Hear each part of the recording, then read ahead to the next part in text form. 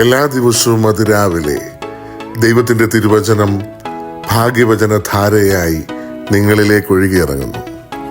ഭാഗ്യവചനധാര എന്ന ഈ channel subscribe ചെയ്യാത്തവർ ഇന്ന് തന്നെ സബ്സ്ക്രൈബ് ചെയ്യുക. ഞങ്ങൾ അപ്ലോഡ് ചെയ്യുന്ന തിരുവചന സന്ദേശങ്ങൾ യഥാസമയം നിങ്ങൾക്ക് ലഭിക്കുന്നതിനായി ബെല്ലൈക്കൺ അമർത്തുക. ദൈവം നിങ്ങളെ അനുഗ്രഹിക്കട്ടെ.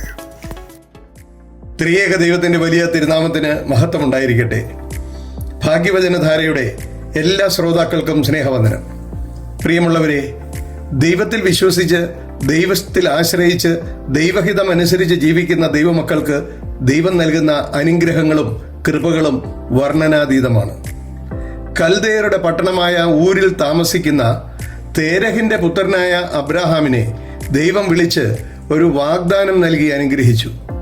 ദൈവം അബ്രാഹാമിനോട്, നിന്റെ ദേശത്തെയും ചാർച്ചക്കാരെയും പിതൃഭവനത്തെയും വിട്ട് ഞാൻ നിന്നെ കാണിപ്പാനിരിക്കുന്ന ദേശത്തേക്ക് പോകുവാൻ പറഞ്ഞു.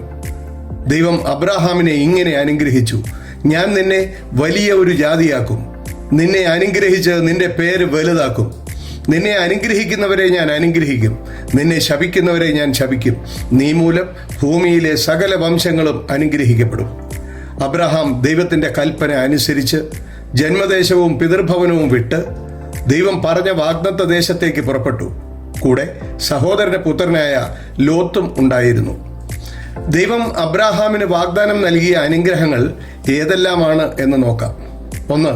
അബ്രാഹാമിനെ വിളിച്ച ദൈവം വാഗ്ദാനം ചെയ്ത ദേശമായ പാലും തേനും ഒഴുകുന്ന കനാൻ ദേശം അവർക്ക് നൽകി അനുഗ്രഹിച്ചു.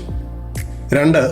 അബ്രാഹാമിന്റെ പേര് വലുതാക്കുമെന്ന് പറഞ്ഞ ദൈവം അബ്രാഹാമിന്റെ പേര് വലുതാക്കി. യേശുക്രിസ്തുവിന്റെ വംശാവലിയിൽ ഒന്നാമത്തെ പേരുകാരനായി.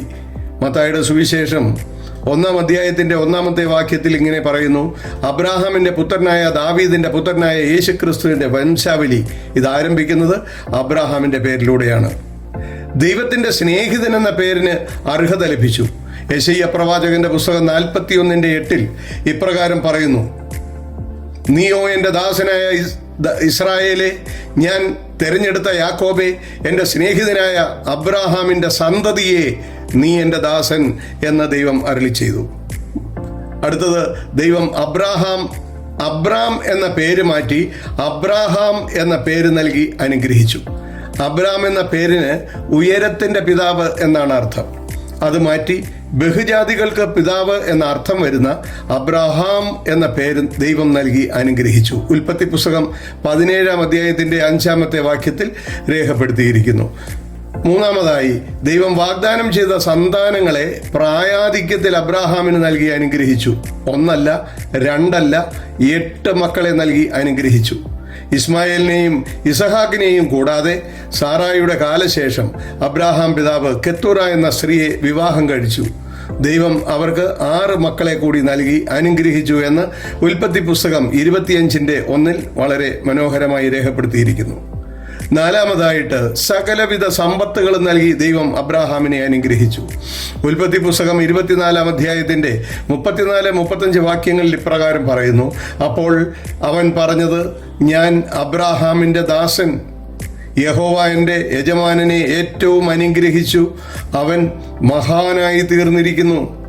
യഹോവ അവന് ആട്, മാട്, പൊന്ന്, വെള്ളി, ദാസന്മാർ, ഒട്ടകങ്ങൾ, കഴുതകൾ എന്നിവയൊക്കെയും കൊടുത്തിരിക്കുന്നു. 5-മതായി, ദൈവത്തിൻ്റെ പ്രഭു എന്ന പദവി ലഭിച്ചു. ഉൽപ്പത്തി പുസ്തകം 23-ാം അധ്യായത്തിന്റെ 6-ാമത്തെ വാക്യത്തിൽ അബ്രാഹാമിന്റെ ഭാര്യ സാറായി 127-ാമത്തെ വയസ്സിൽ ഇഹലോകവാസം വെടിഞ്ഞപ്പോൾ അവരെ അടക്കുന്നതിന് വേണ്ടി ഹിത്യരോട് ശ്മശാന ഭൂമി ആവശ്യപ്പെട്ടപ്പോൾ ഹിത്യർ അബ്രാഹാമിനോട് പറഞ്ഞു: യജമാനനെ, കേട്ടാലും നീ ഞങ്ങളുടെ ഇടയിൽ ദൈവത്തിൻ്റെ ഒരു പ്രഭുവാകുന്നു. ഞങ്ങളുടെ ശ്മശാനങ്ങളിൽ വെച്ച് വിശേഷമായതിൽ മരിച്ചവരെ അടക്കിക്കൊള്ളുക. മരിച്ചവരെ അടക്കുവാൻ ഞങ്ങളിൽ ആരും ശ്മശാന സ്ഥലം നിനക്ക് തരാതിരിക്കുകയില്ല എന്ന് ഉത്തരം പറഞ്ഞു. അബ്രഹാം മൂലം ഭൂമിയിലെ സകല വംശങ്ങളും അനുഗ്രഹിക്കപ്പെട്ടുകൊണ്ടിരിക്കുന്നു. അതേ പ്രിയമുള്ളവരെ, അബ്രാഹാമിൻ്റെ സന്തതി പരമ്പരയിൽപ്പെട്ട കർത്താവായ യേശുക്രിസ്തുവിലൂടെ ദൈവം നമ്മളെ എല്ലാവരെയും ദൈവരാജ്യത്തിന് യോഗ്യതയുള്ളവരാക്കി തീർത്തുകൊണ്ടിരിക്കുന്നു എന്നുള്ള സന്തോഷ വാർത്ത അറിയിച്ചുകൊണ്ട് ഞാൻ എൻ്റെ വാക്കുകൾ നിർത്തുന്നു.